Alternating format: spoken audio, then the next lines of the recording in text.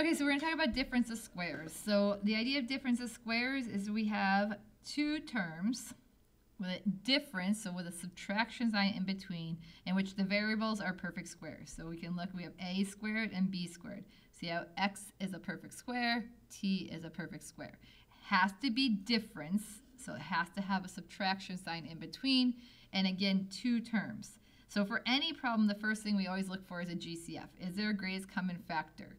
So let's look at example 3a. Is there a greatest common factor? In this case, there is not. So then from there, we notice there's two terms, and we notice the variables are perfect squares. Okay, so you see the exponent of 2. So if we have that scenario, we're going to do two sets of parentheses every time. And make them big enough so you can fit some values in it. The first set is going to have a minus sign. The second set is going to be a plus. In other words, you can put one of each. It doesn't matter which one goes where. And then you're going to take the square root of the first term. Square root of 16 is 4. The square root of h squared is h. And that goes as the first term in both sets of parentheses. And then we're going to take the square root of the second term. The square root of 9a is 3, and the square root of a squared is a. And we put that as a second term. So that's called difference of squares. And if you look at it carefully, if you multiply the first times first, you're going to get the 16h squared. If we multiply the first here times the 3a, you're going to notice you get 12ah. If we do our middle terms, notice these are the same terms with the opposite sign. Negative 3a times 4h, which makes negative 12ah. And then the negative 3 times the 3 makes negative 9a squared.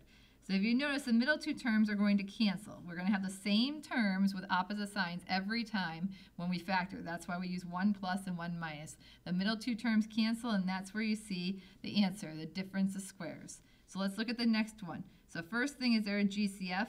There is not. So the next thing we look at is the variable a perfect square? And it is. So if it is, we're going to go to two sets of parentheses.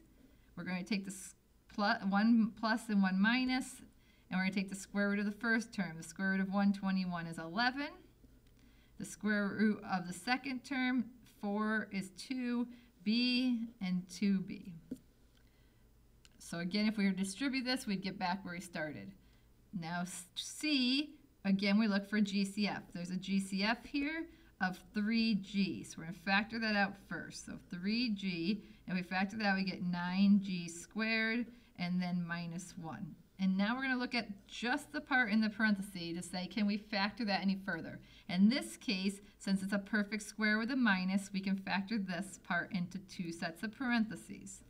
Right? The 3g comes down in the front. It has no effect on that. And then we do the same thing, one with a plus and one with a minus. We take the square root of the first term, so 3g, and put it at the beginning of both, and the square root of the second term, which is 1, at the end. This is the final factored form of that binomial.